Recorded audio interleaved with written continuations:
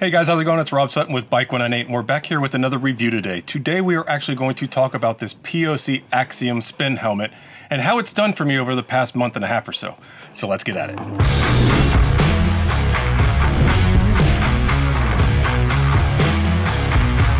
So as I mentioned, I have been riding this helmet now for about a month and a half and doing several rides a week. So I thought it'd be a great time to kind of step in here and let you know what I thought about the helmet overall and give you the review. So before we get into the actual review itself, let's get into the specs on this helmet so you know what you're dealing with and how it performed out on the trail. So this is the Axion Spin helmet, which retails for $150 US. So it does contain their spin technology, which stands for shearing pad inside. It's a patent pending silicone pad technology system that basically acts somewhat like what MIPS would be with their membrane. It's a fully wrapped unibody shell, has 360-degree size adjustment for precise fit. It's lightweight and well ventilated with 13 vents throughout the helmet and has their patent-pending breakaway visor that has 4 levels of adjustment. Has an optimized PC shell, optimized EPS liner, and it's an extended shell around the temples and back of the head for some extra protection. In this review, we have the medium large, which weighed in at 360 grams. First off, when you get this helmet, POC has an unboxing experience unlike anyone else in the mountain biking market. It really makes you think of kind of like an Apple-esque unboxing experience. They put a lot of thought into their packaging, their boxing, and their branding.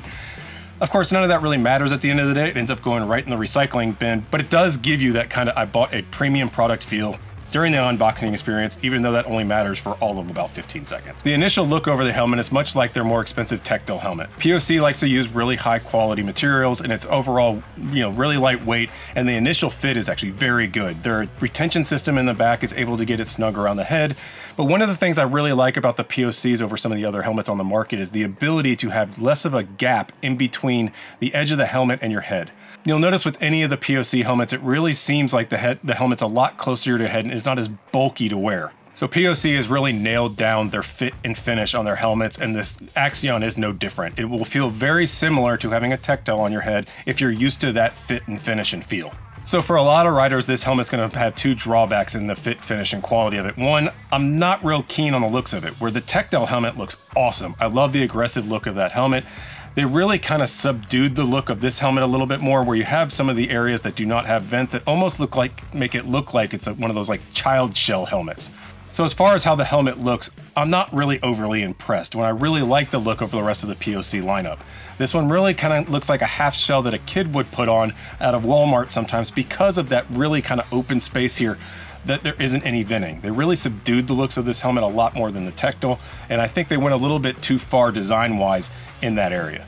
The other thing is you cannot use goggles with this helmet. I wear contacts, so it's really nice to be able to wear goggles out on the trail for some extra eye protection. You do not have that ability here. The 4-level adjustment of the breakaway visor doesn't go high enough to hide goggles underneath, and you do not get the goggle strap clip like you do on the Tectile helmet. So one thing to keep in mind, if you're a big goggles wearer, you're not gonna wanna put this thing on. So how did the Axion feel out on the trail? Now that's where things get really good. It really does just disappear. The comfort level is really high, it's light enough weight, and it feels really good on the head because it's not as clunky as some other helmets out on the market, so you really don't even notice it's there. That is a great thing out on the trail because I really want my protection equipment to disappear and not feel it while I'm out on the trail. The 13 vents were plenty adequate on getting hot air out and cool air into my head. I did not find that there was any more need for venting, even on really hot, humid days here in Georgia. So while it may look like this has more coverage area around your head than the Tectile does, it still does a great job of venting, and I never felt like my head was overheating at all. So the visor on this helmet's actually pretty narrow once you put it on. It's not a huge deal for us in Georgia because we're mainly under tree cover when we ride. However, if you're in really sunny conditions, you're gonna find that this visor probably doesn't do a whole lot for you. The 4 levels of adjustment are great to get it in and out of your vision, but the narrowness at the front of it really makes it so it doesn't give a lot of shade for the eyes. So if you're in really bright conditions, you might want to spring for a helmet that has a little bit wider visor platform to give you a little bit more shade around your eyes. And while this helmet might not have maybe as much protection as the Tectile and some other enduro style helmets that are being made these days, I did find it had adequate protection around the temple and lower neck area if you were to get in a wreck. So luckily I didn't crash test this helmet at all, so I'm not really sure how it will protect your head at the end of the day, but the coverage seems great when you see it on your head.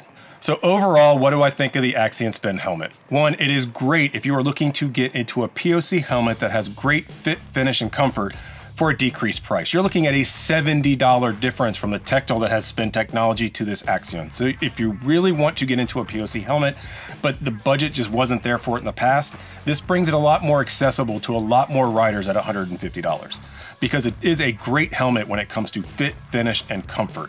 When you're out on the trail, you really don't notice it's there, and the vents do a great job of getting hot air out and cool air into your head as you are out riding. Now, the downfalls of this are going to be the obvious ones that I just said. You can't use the goggles with it, which can be an annoyance if you're really into goggle use, and I really just can't get over the looks of it and looking at it almost like a child's helmet. I wish they would have stayed a little bit more aggressive on it design-wise. You are still spending $150 on a helmet, so I still want it to look like a premium item, but they feel like the design just went too far in the other direction when it came to this helmet specifically. I wish they would have stayed a little bit more aggressive with it. So guys, there you have it. If you've been looking to get into a POC helmet but just didn't want to spend over $200, you can now get one with spin technology for $150, and it feels great out on the trail.